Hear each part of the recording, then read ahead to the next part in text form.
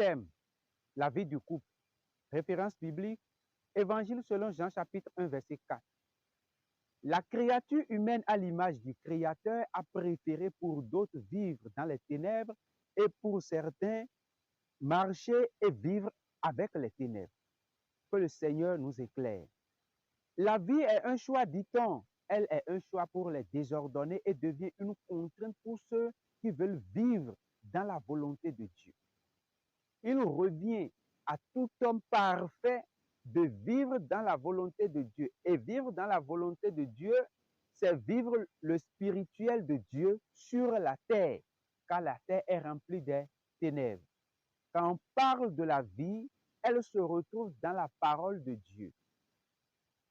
Toutes les Écritures nous enseignent, et ce que les Écritures nous enseignent à nous maintenant par notre capacité spirituelle de le vivre maintenant au quotidien afin de pouvoir révéler ce que Dieu nous cache dans sa parole. Que le Seigneur nous fasse grâce dans le nom de Dieu. L'Éternel Dieu, notre Père, détient des projets dans sa main et il urge pour tout un chacun de nous de véhiculer parmi ces projets. Alors, quand on parle de la vie du couple, on parle de la parole de Dieu dans le couple. On parle de l'Esprit de Dieu dans le couple. On parle de la vie de l'Esprit de Dieu dans le couple. Que Dieu nous éclaire dans le nom de Jésus. Un homme devient un projet dans la main de Dieu lorsqu'il s'attache à accomplir la volonté de Dieu. En s'attachant à accomplir la volonté de Dieu, l'Esprit de Dieu lui accorde la force nécessaire de pouvoir surmonter les obstacles qui sont dans le chemin pour l'empêcher à glorifier le nom de l'Éternel. Et c'est valable pour le mari et aussi pour la femme, car il s'agit de deux personnes. Quand on parle d'un couple, c'est l'union de deux personnes, c'est l'union de deux vies qui arrivent à se communiquer pour se fusionner, pour donner une vie. Que Dieu nous fasse cette grâce dans le nom de Jésus-Christ. Le thème que nous avions abordé, ce thème nous permet d'aller à l'origine. Ce thème nous permet de retrouver l'origine de la femme. Pour ce faire, nous allons lire rapidement Genèse chapitre 2, les versets 21, 22, 23 et 24. Alors l'Éternel Dieu fit tomber un profond sommeil sur l'homme qui s'endormit. Il prit une de ses côtes et referma la chair à sa place. L'Éternel Dieu forma une femme de la côte qu'il avait prise de l'homme et il l'amena vers l'homme. Et l'homme dit, voici cette fois celle qui est os de mes os et chair de ma chair. On l'appellera femme parce qu'elle a été prise de moi.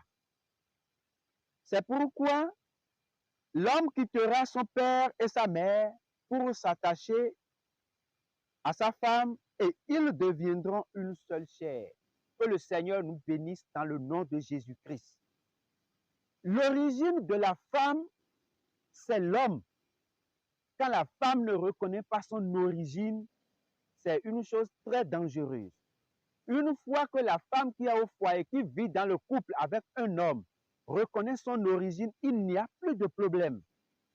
Parce que cette femme reconnaît cet homme-là comme son père, comme sa mère.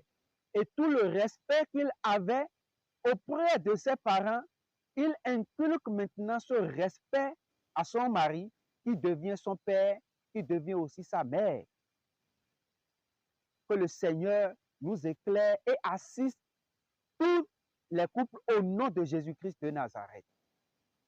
Le verset 24 nous dit, c'est pourquoi l'homme quittera son père et sa mère et s'attachera à sa femme et ils deviendront une seule chair. Là, la consigne est donnée à l'homme, pas un enfant, à l'homme. Dieu te responsabilise. Et une fois que tu es responsabilisé quelque part, qu'est-ce que tu dois faire? tu dois donner le meilleur de toi-même. Voilà pourquoi Dieu t'a détaché. Et toi, homme, tu es à l'image de Dieu. Ton origine, c'est Dieu. Et Dieu t'oriente. Et il te dit, regarde le modèle que j'ai fait avec mon fils. Car Christ aussi a été tiré de Dieu. Et lorsqu'il est tiré de Dieu maintenant, il a aussi sa femme, qui est l'épouse, qui est l'Église. Que le Seigneur nous bénisse.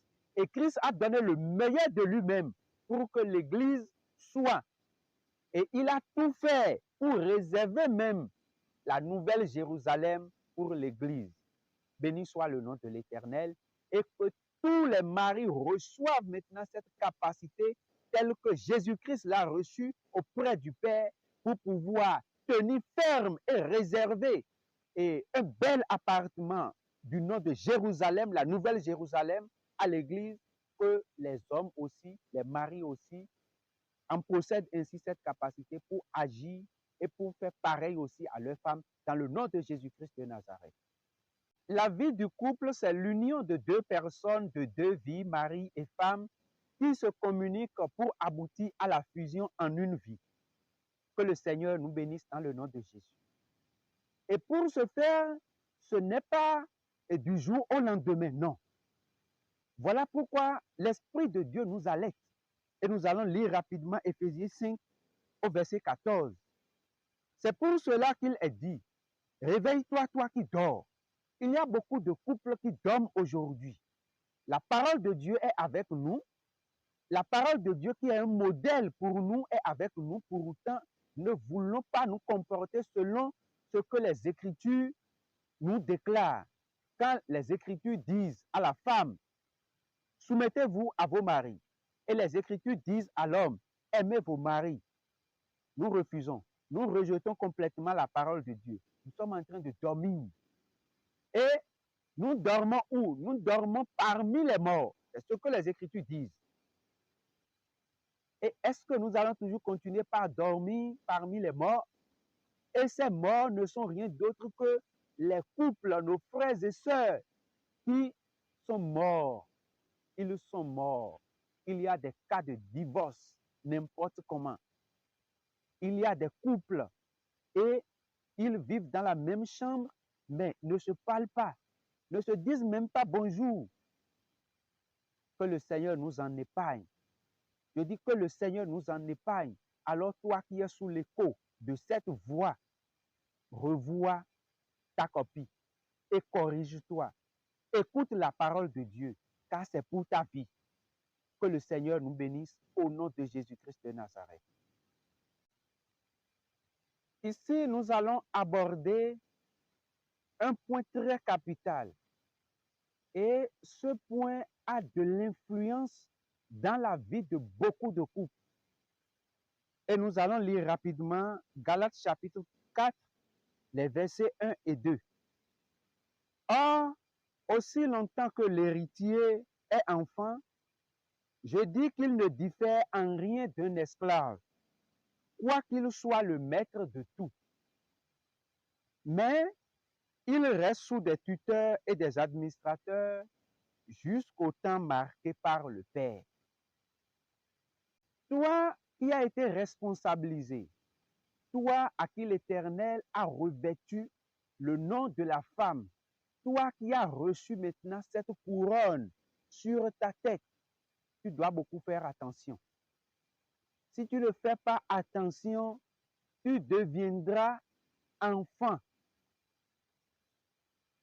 Si tu ne te méfies pas, si tu ne prends pas garde contre ces conseillers qui sont autour de toi, si tu ne te méfies même pas de ta propre maison, de tes propres parents, tu louperas le plan de l'Éternel.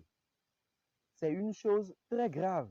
Voilà pourquoi l'Esprit de Dieu t'invite à écouter, à saisir rapidement la consigne que Dieu te donne ici. L'enfant ne diffère en rien d'un esclave. S'il est toujours enfant, il ne diffère en rien. Pourtant, il est héritier.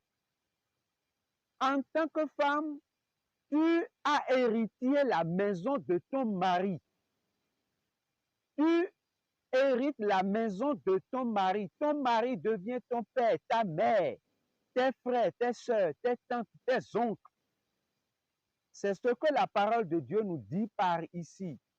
Mais si tu fais erreur et que tu enlèves l'habit de la femme, et à cause d'une situation, tu commences par dire, j'irai dans la maison de mon père. Non, la situation ne sera pas ainsi. Mon père a aussi construit. On a aussi des maisons, on a aussi des chambres chez nous. Je m'en vais te dire que tu porteras l'habit de l'esclave. Une fois que tu vas rejoindre maintenant tes parents, là-bas, tu ne porteras plus la couronne que Dieu a posée sur ta tête pour t'appeler femme. Néanmoins, tu porteras maintenant l'habit d'enfant. Et lorsqu'on est enfant, tout ce que l'on vit, voilà, ça, nous venons de lire cela maintenant, les Écritures nous ont révélé cela. Alors que ceux-là, à qui Dieu a déjà fait grâce, celles-là, à qui Dieu a déjà fait grâce, que toutes ces femmes-là fassent beaucoup attention pour ne pas tomber dans le piège.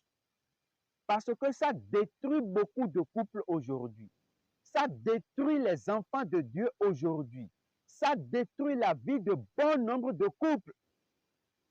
Pourquoi? Parce que la parole de Dieu, on ne médite pas la parole de Dieu. On ne va pas au contact des Écritures. On ne veut pas comprendre ce qui est caché derrière les Écritures. Si Dieu te fait grâce et que tu te retrouves avec un mari, reconnais-le comme ton père et ta mère. Que le Seigneur nous bénisse dans le nom de Jésus-Christ. Aussi, nous prenons par ici pour demander à tous les couples d'être vigilants. Car la parole de Dieu nous dit que l'ennemi rôde autour de nous comme un lion affamé. Et il cherche qui dévorer. Et il doit prendre par qui? Il doit prendre par ceux-là qui sont autour de nous. Alors, on doit prendre aussi garde. On doit aussi veiller. Et on doit aussi s'approcher de l'Éternel, garder les commandements de Dieu, marcher avec Dieu dans vos familles, avec votre femme, priez, méditez la parole de Dieu. Christ sera au milieu de vous. Parce que quand on parle de la vie du couple, c'est la parole de Dieu dans le couple. C'est la vie de l'esprit dans le couple. Parce que le monde est risqué. Nous vivons dans un monde de ténèbres. Et ce monde de ténèbres, pour monter au-dessus de leurs pensées et de leurs actes, il faut vivre la vie de l'esprit. Et pour vivre la vie de l'esprit, il faut être dans la pensée de l'Éternel. Voilà pourquoi Dieu dit, les vrais adorateurs adoreront le Père en esprit et en vérité. Alors, tout couple doit vivre ainsi. Et si nous voulons adorer Dieu en esprit et en vérité, qu'est-ce que nous allons faire? Là maintenant, il nous revient maintenant de pouvoir libérer la lumière de l'esprit qui est en nous. Car la parole, dans la parole était la vie et la vie était la lumière des hommes. Donc cette lumière maintenant, qui est l'esprit, nous allons le libérer maintenant dans le monde des ténèbres. Et ceci maintenant engloutira la pensée humaine, les désirs de la chair qui chercheront à détruire notre vie de couple. C'est de ça il est question.